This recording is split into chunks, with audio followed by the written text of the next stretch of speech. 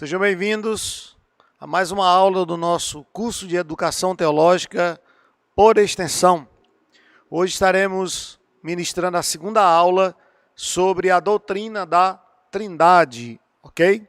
A doutrina da Trindade. Esperar que os alunos vão acessando aí o link, vão entrando para a gente poder estar dando o conteúdo de hoje sobre Trindade, ok? O nosso irmão Luiz Carlos é o nosso professor convidado para estar respondendo as perguntas dos irmãos que forem fazendo na medida que a aula for transcorrendo. Os irmãos vão estar fazendo perguntas e ele vai estar respondendo no chat as perguntas que forem sido feitas pelos alunos, ok? Vamos orar para darmos início. Senhor, muito obrigado por essa oportunidade de poder estar aqui, de poder aprender mais da Tua Palavra, que o Senhor venha ministrar o nosso coração, que o Senhor venha estar nos orientando, nos ensinando, para que possamos entender e compreender melhor a Tua poderosa e viva Palavra. Oramos assim agradecidos, em nome de Jesus. Amém. Muito bem, eu gostaria de iniciar rapidamente recapitulando o que foi dado na última aula. Tá? Na última aula nós falamos de onde surgiu a doutrina da Trindade. E vimos que nos primeiros séculos da era cristã, muitas heresias surgiram com respeito à pessoa de Cristo, com respeito às duas naturezas de Cristo. Muitas doutrinas erradas surgiram e a igreja sentiu a necessidade de convocar um concílio, que aconteceu no ano 325, na cidade de Niceia, para estabelecer oficialmente o credo cristológico, para, dessa maneira, controlar as controvérsias que imperavam nesse período, século I e II e III da era cristã. E já nesse concílio, que não foi convocado para debater acerca da Trindade, evidentemente, mas já nesse concílio, na súmula, né, do concílio, já podemos perceber e ver as ideias da Trindade, da doutrina da Trindade.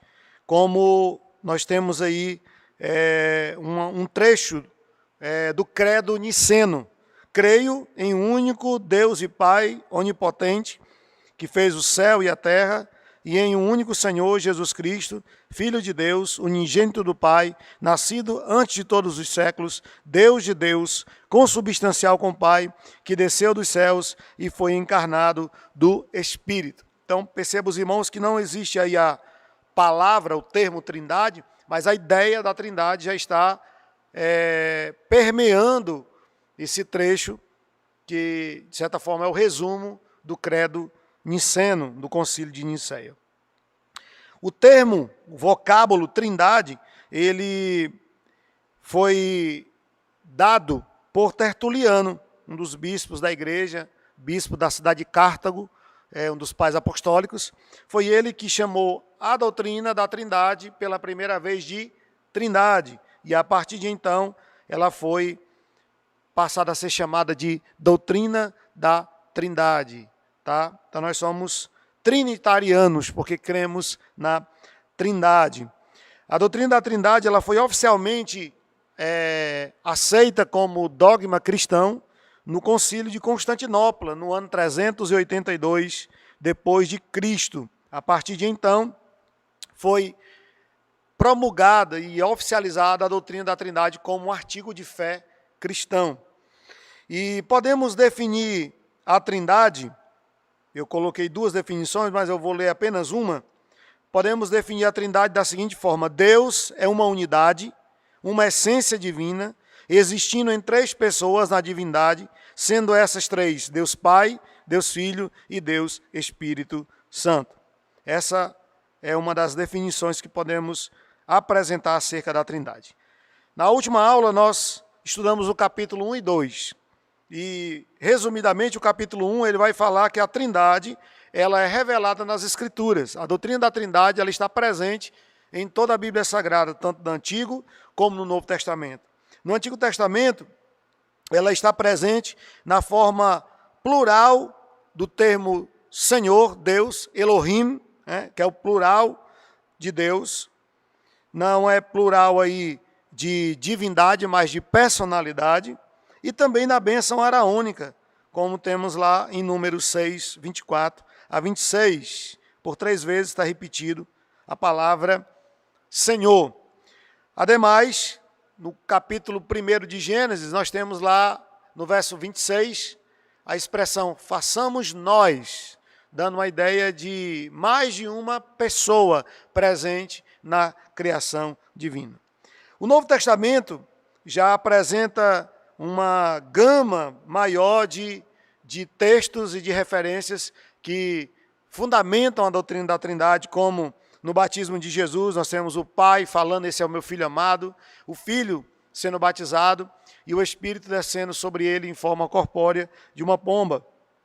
Na forma batismal, como Jesus ensinou, Mateus 28, 19, ide, portanto, fazer discípulos, batizando-os em nome do Pai, do Filho e do Espírito Santo, na bênção apostólica, que está em 2 Coríntios 13, 13, e no plano da salvação, que está lá em Efésios capítulo 1, no verso 3 ao 14, nós temos o Pai predestinando, o Filho redimindo e o Espírito preservando através do selo e do penhor. O capítulo 2, nele nós falamos acerca da distinção das 3 pessoas da Trindade. E apresentamos aqui aos irmãos o ensino de que Deus é 3 pessoas, cada pessoa é plenamente Deus e há apenas um Deus, mas cada um é distinto um do outro, sendo que cada uma das 3 pessoas é Deus, e não são 3 deuses, mas um único Deus que se manifesta em 3 pessoas distintas. Hoje nós iremos retomar a nossa aula a partir do capítulo 3. E no capítulo 3, nós iremos apresentar alguns erros com respeito à doutrina da Trindade. Entre vários deles, nós destacamos os principais, como o modalismo, o arianismo, o triteísmo, o subordinacionismo e o unitarismo. Nós iremos hoje entender o que cada heresia, o que cada erro doutrinário acerca da Trindade é defendido por essas posições que sempre existiram no decurso da história da igreja e hoje não estão isentas da igreja atual ver esse tipo de posicionamento e de doutrina. Tá? O primeiro erro com respeito à doutrina é o modalismo. O modalismo alega que há uma só pessoa que aparece a nós de 3 diferentes modos ou formas. Daí o termo modalismo, que vem do grego modal, né? Forma, né? Modus. Okay? Em várias ocasiões tem sido ensinado que Deus não é realmente 3 pessoas distintas, mas somente uma pessoa que aparece aos seres humanos de diferentes modos, em ocasiões diferentes. Por exemplo, no Antigo Testamento, Deus apareceu como Pai. No tempo dos Evangelhos, essa mesma pessoa divina apareceu como Filho, na forma como foi visto na vida e ministérios humanos de Jesus. Após o Pentecostes, essa mesma pessoa revelou-se então como o Espírito em atividade na igreja. Então, essa é a ideia do modalismo acerca da Trindade, uma ideia errada, evidentemente. Então, o modalismo, ele, uma forma mais simples de explicar, ele nega as 3 pessoas. O modalismo diz que não existe o Pai, o Filho e o Espírito. Ele diz que é uma única pessoa que ora age como Pai, ora age como Filho e ora age como Espírito. Ou melhor, ora agiu como Pai, criando, ora agiu como Filho, salvando, e ora agiu como o Espírito presente, consolando hoje a igreja. Então eles negam a distinção e a existência das 3 pessoas da Trindade. defendendo eles que só existe uma única pessoa e que ela se manifesta de 3 modos, de 3 formas diferentes. Essa doutrina, ela também é conhecida como unicismo. Não se usa muito o termo modalismo. Ela é mais, hoje, é apresentada como unicismo ou unicistas, né? Existem algumas igrejas evangélicas que são unicistas. Elas não creem na Trindade e acreditam que é uma única pessoa que se manifesta de 3 modos, de 3 formas diferentes. O outro erro é o arianismo. O arianismo nega a plena divindade do Filho e do Espírito Santo. O termo arianismo é derivado de Ário. E quem era Ário? Ário era bispo de Alexandria, de uma das principais igrejas ali no período primitivo e pós-primitivo, cujas ideias foram condenadas no Concílio de Nicéia em 325 e que morreu em 336. Ário ensinava que Deus Filho fora criado pelo Pai e que, antes daquele tempo, o Filho não existia, nem o Espírito Santo, mas o Pai somente. Assim, embora o Filho seja um ser celestial, que existia antes do restante da criação e que é muito maior do que o restante dela, ele não é, todavia, igual ao Pai em todos os seus atributos. Então, Ário, ele foi certamente representou um dos maiores perigos para a teologia cristã logo nos primeiros séculos. Não é à toa que um concílio, que foi o de Nicéia, o primeiro concílio da igreja, ele foi convocado para combater as ideias de Ário. Ário negava a divindade de Cristo e ele esvaziava o Senhor Jesus da sua divindade, né? Então, Ário dizia que Cristo ele era maior do que os anjos e menor do que Deus. E um dos textos, inclusive usado por Ário, é aquele texto que Paulo diz que ele é o primogênito da criação. E Ário diz, olha, se ele foi criado, então ele não é Deus. Ele pode ser um Deus menor, mas ele não é um com um Deus soberano e todo-poderoso, porque ele foi criado. Mas evidentemente que quando Paulo, lá em Colossenses, fala que ele é o primogênito da criação, Paulo não está falando que Cristo foi criado como Deus, porque Deus ele não tem começo nem fim. Ele está falando ali de uma posição no plano de Deus, né, na nova criação, de que Cristo é o primeiro de uma nova raça, tá? De um novo povo, de uma nova criação. Como o segundo Adão que Cristo é, e a sua morte propiciou a redenção e a salvação, então Jesus é o primeiro dessa nova raça, dessa nova criação, que é salva por meio do seu sacrifício bendito. Então é nesse sentido. Também, quando Paulo fala que ele é o primogênito dos mortos, e o primogênito da criação, Paulo está falando de que ele foi o primeiro que ressuscitou com um corpo glorioso e o primeiro que venceu a morte. Então é nesse sentido que Paulo fala de que Cristo é o primogênito da criação. Certo? Então, Ário, ele negava a divindade de Cristo, né? Ele dizia que Jesus tinha a natureza divina, mas ele não era um com o Pai. O outro erro com respeito à Trindade é a doutrina do subordinacionismo. O subordinacionismo, ele nega que o Filho seja igual ao Pai. Ao afirmar que o Filho era da mesma natureza do Pai, a igreja primitiva também excluiu a doutrina falsa correlacionada ao subordinacionismo. Enquanto o arianismo sustentava que o Filho foi criado e não era divino, o subordinacionismo sustentava que o Filho era eterno, não criado, e divino, mas ainda assim não era igual ao Pai em seu ser e atributos. O Filho era inferior ou subordinado em sua natureza a Deus Pai.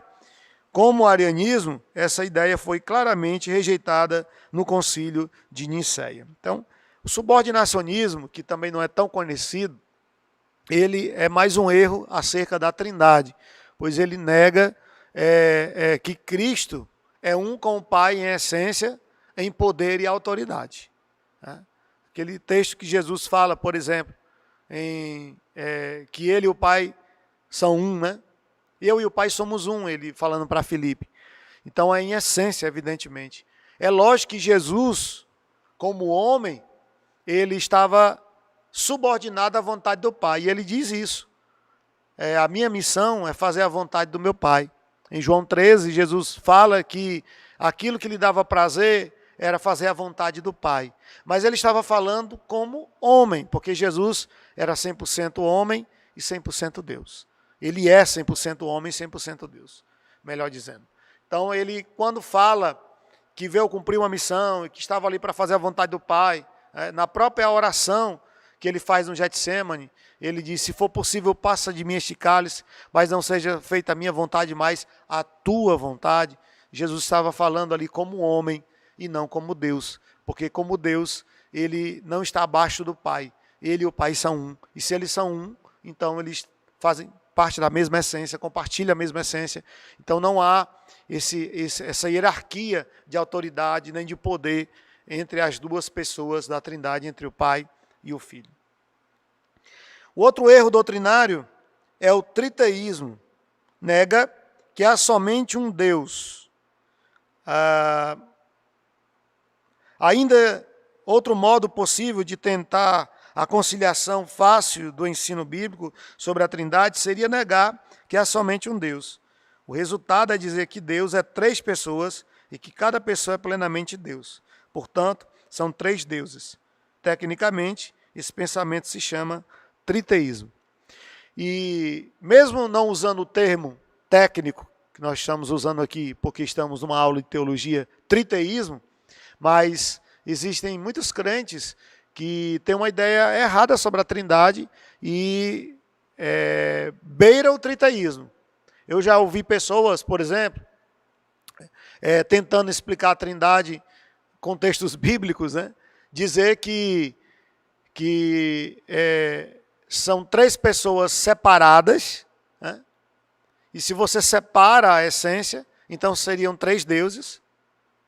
E aí a pessoa, por exemplo, naquele texto lá de Atos, quando Estevão é apedrejado, eu já vi gente, de forma equivocada, dizer o seguinte, olha, o Espírito Santo estava com Estevão, e ele vê o Pai e o Filho assentado à destra do trono do Pai.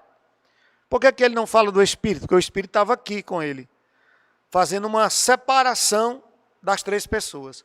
Mesmo sendo distintas, elas nunca uma pessoa da Trindade está sozinha. Em todos os atos divinos e obras divinas, as 3 pessoas estão juntas, elas são indivisíveis, elas não se separam, elas são distintas, mas elas trabalham em conjunto, em comunhão, e não dá para dividir a Trindade, não dá para separar, faccionar em 3 partes. Não são 3 partes, é uma unidade indivisível. É assim que nós devemos entender a Trindade. E a outra doutrina errada acerca da Trindade é o unitarismo. O unitarismo nega a Trindade. Nessa crença só existe um Deus todo-poderoso, que é o Pai. Jesus Cristo é uma pessoa distinta de Deus e filho dele, sua primeira criação. Como filho de Deus, Jesus herdou alguns atributos do Pai que o tornam um Deus. O Espírito Santo não é pessoa, mas em termos simples, ele é o poder de Deus, ou a energia de Deus, né? Ou o poder ativo de Deus. Alguns outros termos usados por algumas outras escolas que defendem o unitarismo, usam esses termos. Então, essa posição, ela nega a Trindade, né? Afirmando que Jesus, ele herdou alguns atributos de Deus, mas ele não é Deus, tá? Ele pode ser um Deus. Isso é muito parecido com o que os gnósticos, né, nos primeiros séculos da história da igreja, pregavam, né, que Jesus era uma aion, né, era um Deus, tá certo? Ele tinha atributos de Deus, mas não era o Deus que nós conhecemos. Essa ideia de Deus que nós temos, bíblica, né? Até porque tanto o gnosticismo como o arianismo foi muito influenciado pela cultura grega, pela filosofia grega. E aí eles, tudo aquilo que eles não podiam explicar na ótica da razão e da ciência, eles negavam, ok? Eles negavam. Então, nós temos essas posições aí acerca da Trindade, que são posições evidentemente erradas, né? Posições que estão totalmente equivocadas, ok? Eu acho que até aqui está tudo bem, todo mundo está conseguindo me acompanhar, né? Só uma curiosidade, uma igreja evangélica, né? Assim pelo menos eles se denominam, né? Uma igreja evangélica, ela que é conhecida como evangélica e que ela é unicista, né? Que no caso nega as três pessoas. Para essa igreja, só é uma pessoa que ora se manifesta como Pai, ora como Filho, ora como Espírito Santo. É a igreja Voz da Verdade, do grupo Voz da Verdade. É um exemplo de uma igreja unicista. Ok? Como eu disse no início, qualquer pergunta no chat, o nosso professor auxiliar Luiz Carlos está aí para responder aos irmãos, tá? Qualquer dúvida que os irmãos tiverem acerca do que está sendo falado e apresentado. Nós iremos agora para o capítulo 4. Capítulo 4 vai falar das distinções do Pai, do Filho e do Espírito Santo. Ok? Então, o capítulo 4 vai apresentar essas distinções entre o Pai, o Filho e o Espírito Santo. Em primeiro lugar, qual é a relação das três pessoas e o ser de Deus? Já que o ser de Deus não é bipartido ou tripartido, não pode ser partido, Deus como um ser, né? Como as três pessoas se relacionam? Como podemos dizer que Deus é indivisível e ainda no presente há três pessoas? Definitivamente pode ser dito que não há diferenças em divindade, em atributos ou natureza essencial entre o Pai, o Filho e o Espírito Santo. Então não há diferença na essência, na divindade deles como Deus. Cada pessoa é plenamente Deus e tem todos os atributos de Deus. As únicas distinções entre os membros da Trindade são nas formas como eles se relacionam um com o outro e com relação à criação. Então essa é a distinção. Tá? É como eles se relacionam um com o outro e como eles se relacionam com a criação. Nós iremos ver hoje ainda a Trindade econômica, para entender essas duas questões aí, de como as três pessoas se relacionam uma com a outra, dentro da Trindade, né? E como é essa relação com respeito à criação. Tá certo? Então, em tese, Deus não se divide, ele não está tripartido, né? Uma parte da divindade é o Pai, outra é o Filho, outra é o Espírito. Não, isso é errado. Ele é é uma unidade indivisível, tá? E dentro dessa unidade estão as três pessoas, né? As três pessoas, tá certo? Em segundo lugar, precisamos entender que o ser de Deus não é dividido em três partes iguais entre os membros da Santíssima Trindade, como eu acabei de citar. Devemos dizer que a pessoa do Pai possui todo o ser do próprio Deus. Além disso, o Filho tem todo o ser do próprio Deus e o Espírito Santo tem todo o ser do próprio Deus. Quando falamos de Pai, Filho e Espírito Santo juntos, não estamos falando de nenhum ser maior do que quando falamos apenas do Pai, o Filho sozinho ou o Espírito Santo. O Pai é todo o ser de Deus, o Filho também é todo o ser de Deus e o Espírito Santo é todo o ser de Deus. Então, para que fique claro, irmãos, a divindade, a essência de Deus, ela não é dividida, ela não é tripartida, não está faccionada em três partes, tá certo? É uma unidade indivisível e indissolúvel. Terceiro lugar, as pessoas da Trindade não são apenas modos diferentes de olharmos para uma única pessoa. Então nós estamos aqui combatendo, evidentemente, o modalismo, né, ou unicismo, que defende que não existem três pessoas, negam as três pessoas. Eles não negam a divindade. Para eles, Jesus é Deus. Mas não existe três pessoas. É o Pai operando e agindo, ora como Filho, ora como Espírito e ora como Pai Criador. Mas vamos ver aqui que existe sim uma distinção. Ao contrário, cada pessoa da Trindade tem todos os atributos de Deus. E nenhuma pessoa tem qualquer atributo que a outra não possua. Devemos dizer, por outro lado, que as pessoas são reais e que elas não são apenas diferentes modos de olhar para a mesma coisa, a mesma pessoa, certo? Essa é a ideia que nós temos que entender acerca da Trindade, tá certo? Não são diferentes modos de olhar para a mesma pessoa, tá? Isso seria, como já vimos, o modalismo, tá certo, gente? Isso seria o modalismo. Então são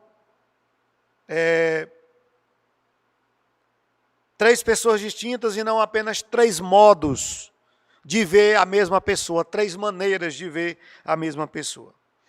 Em suma, na Trindade nós temos a realidade das três pessoas e cada pessoa tem de ser vista de relacionamento com as outras, se relacionando com as outras.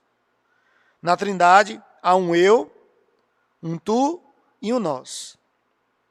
Então há três pessoas distintas e o ser de cada pessoa é igual à totalidade do ser de Deus. Elas habitam mutuamente em perfeita harmonia, como em uma dança. Chamamos essa relação de pericorese. Tá? Vamos entender um pouquinho o que é a pericorese, porque a pericorese ela tem a ver com a relação das três pessoas da Trindade entre elas.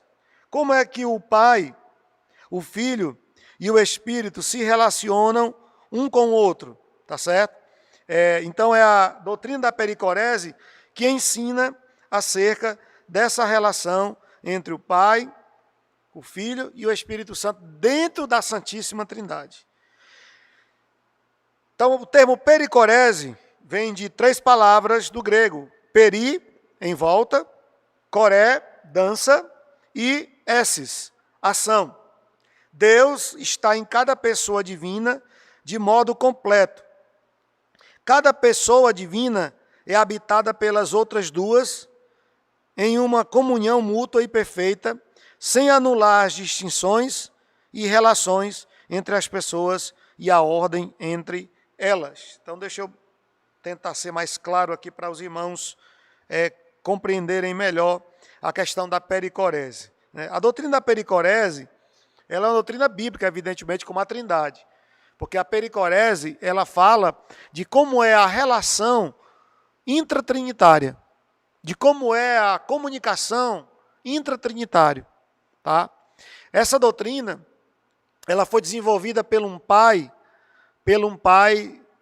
da igreja, por um pai apostólico, né, do Oriente, chamado João Damasceno. Então foi João Damasceno que escreveu e elaborou uma tese acerca dessa relação, de como as três pessoas da Trindade se relacionam. E ele deu esse nome a essa tese, que ficou conhecido pela teologia como pericorese. A ideia da pericorese é como se fosse uma dança, um zigue-zague, né? É uma harmonia perfeita, mas dá para você claramente ver a distinção do Pai, do Filho e do Espírito. Só que eles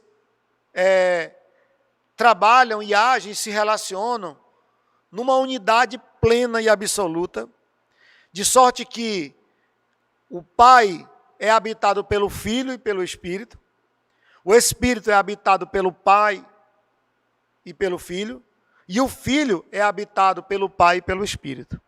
Eu acho que ficou claro isso. É a habitação mútua das três pessoas da Trindade. No Pai, o Filho habita e o Espírito habita. No Filho, o Pai e o Espírito habitam. No Espírito, o Pai e o Filho habitam o Espírito. Ficou claro isso, irmãos? Eu espero que sim. Então, a pericorese é como essa relação se dá da Trindade, das três pessoas. A gente vê isso muito claramente, como eu já citei, no relato da criação de Gênesis, né? Quando Deus diz, façamos o homem a nossa imagem, conforme a nossa semelhança. Com quem Deus estava se aconselhando ali? Porque a Bíblia diz que Deus não pede conselhos a ninguém. Ele é Deus.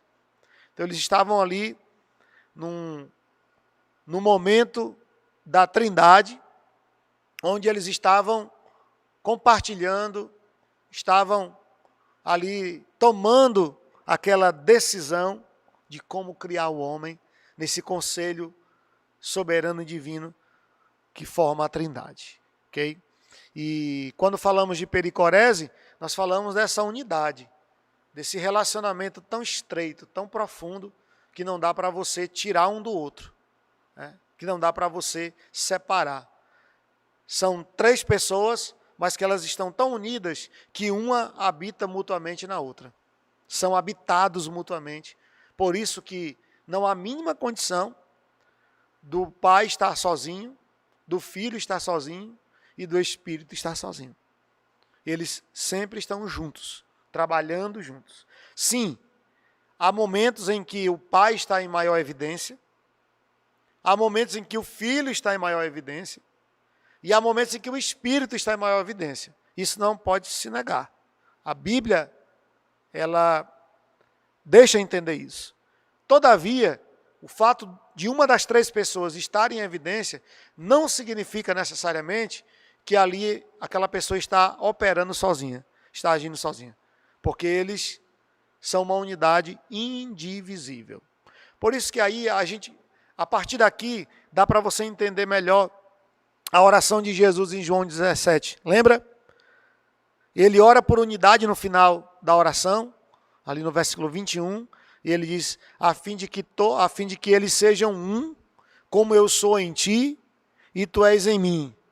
Que eles sejam em nós, para que o mundo creia que tu me enviaste.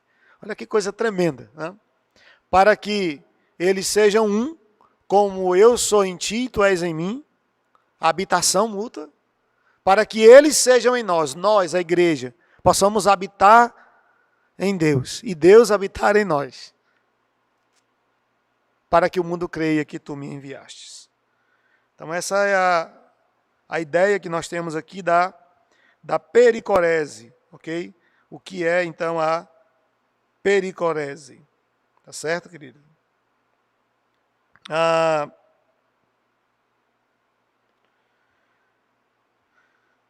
E por fim, e não menos importante, evidentemente, nós temos a trindade imanente e a trindade econômica, tá certo? É a mesma trindade, mas são dois modos da trindade se manifestar, tá certo? Na trindade imanente, que nós chamamos também de trindade antológica, é essa unidade da essência e a diversidade das pessoas em Deus. Na trindade econômica, é como Deus age e se revela para o ser humano. Ele não deixa de ser eterno, infinito, onipotente, onisciente e trino. Porém, não com toda a força desta evidência, mas de maneira sensível à compreensão humana para administrar a salvação. Como é que nós podemos distinguir a trindade ontológica ou imanente da trindade econômica? A distinção mais simples que poderíamos dar dessas duas manifestações da trindade, porque nós estamos falando de modos de manifestação, é que na trindade imanente diz respeito a como é a relação das três pessoas.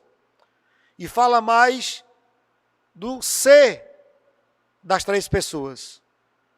São um Deus, mas são três pessoas. É um Deus, desculpe, mas são três pessoas distintas.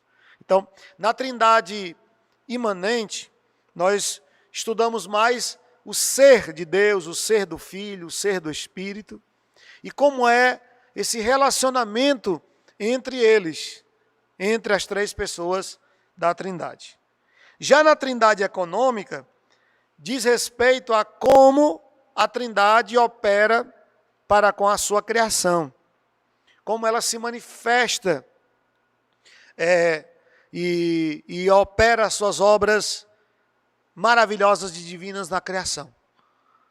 E aquele texto que eu citei para os irmãos de Efésios 1, do versículo 3 ao 14, ele é um texto que expressa com muita propriedade a doutrina a ideia da Trindade econômica. Por quê?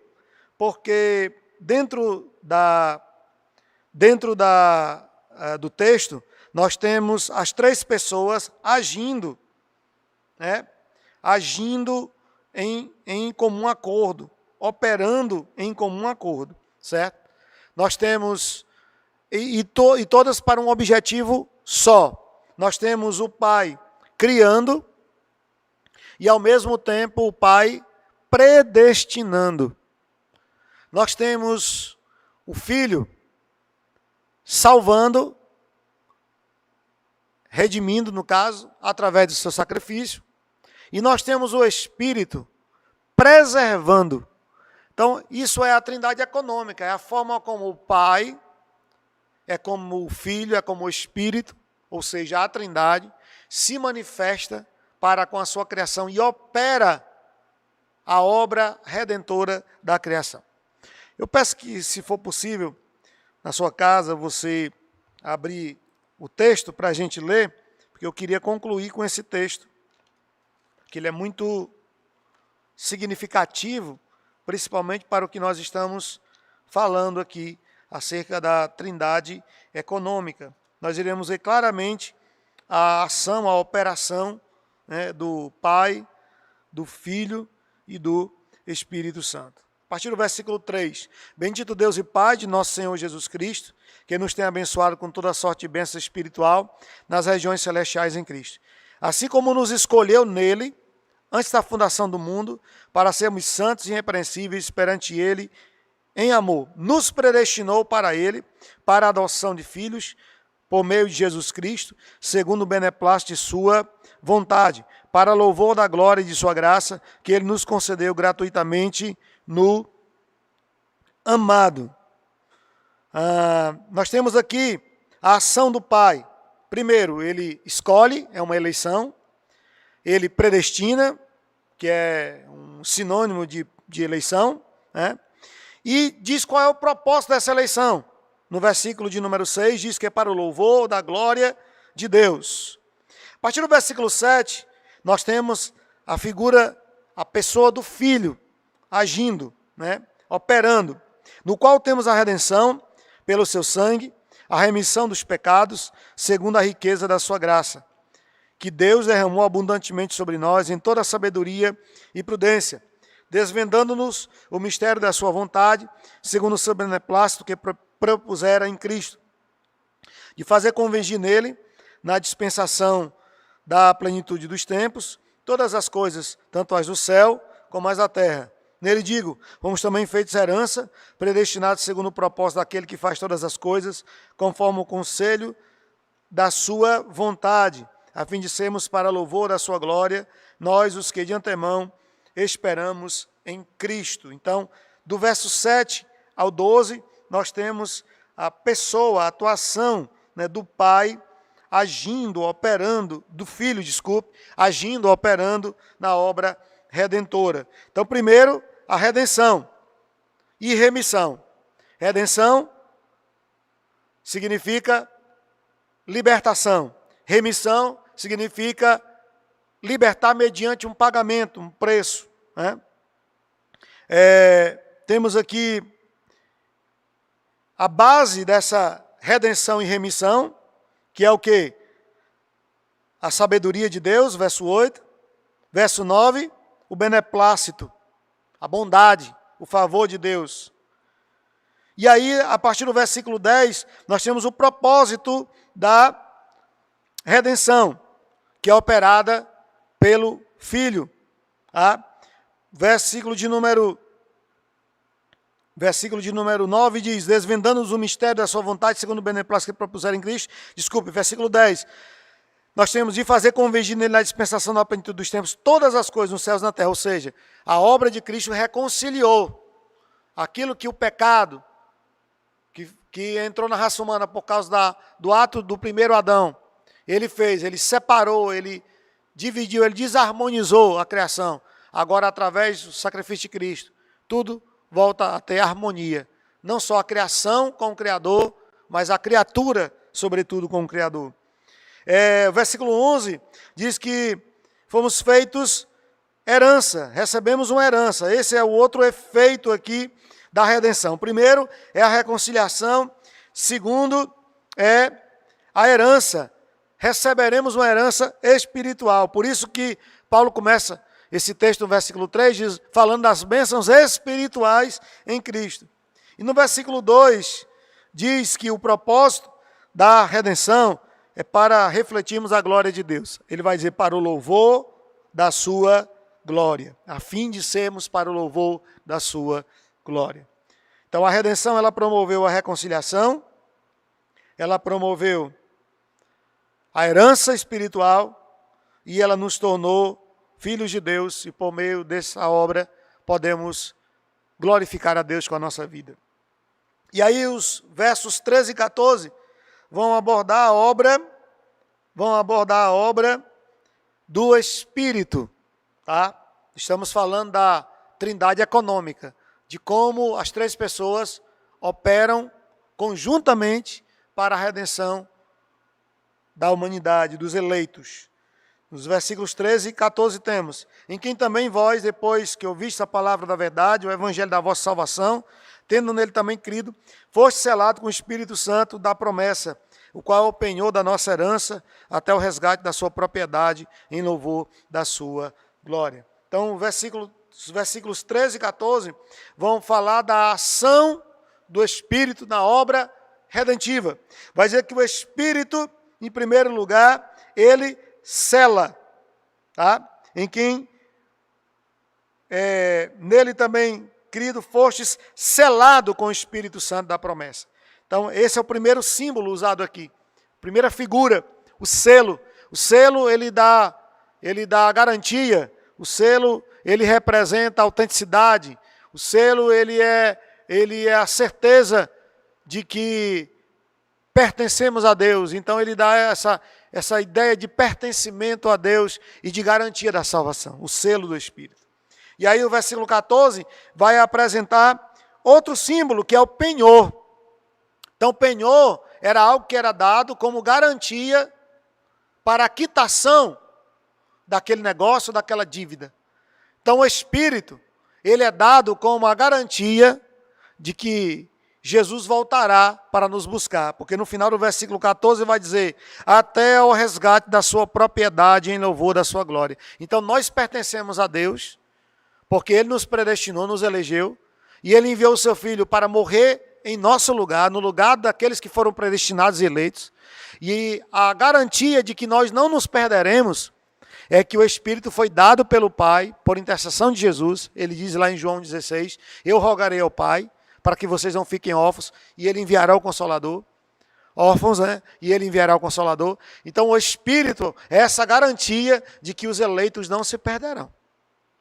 Por isso que Jesus diz em João 10, que aquele que vem a mim, de maneira nenhuma lançarei fora, e aquele que o Pai me dá, de forma nenhuma se perderá. Porque o Espírito é essa garantia de que os eleitos são guardados pelo Senhor, são eleitos pelo Senhor. Meus queridos, esse texto é um texto que vai estar apresentando a ideia aqui da trindade econômica. Então, a trindade econômica, ela fala de como as três pessoas agem na criação, com o propósito de salvar, e a trindade imanente fala de como as três pessoas se relacionam uma com a outra. Ok?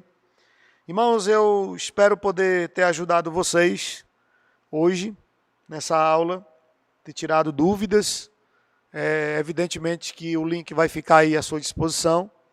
E daqui a poucos minutos você vai poder acessar novamente, para, se for o caso, assistir, né, novamente a aula e ler os comentários que estão aqui no chat, tá certo? Nós temos uma aula aqui dada pelo Luiz Carlos no chat. Enquanto eu estou falando aqui, dando a aula, e você está ouvindo, você depois, seria interessante você ler os comentários aqui, porque certamente vai acrescentar aquilo que foi dito hoje, aquilo que foi ensinado hoje sobre a doutrina da Trindade. Que Deus possa abençoar a sua vida e que possamos defender a nossa fé. E como Pedro disse, precisamos ser capazes de responder a todos que questionam acerca da nossa fé e esperança. Ótima semana para todos. Até a próxima aula. Que Deus abençoe sua vida.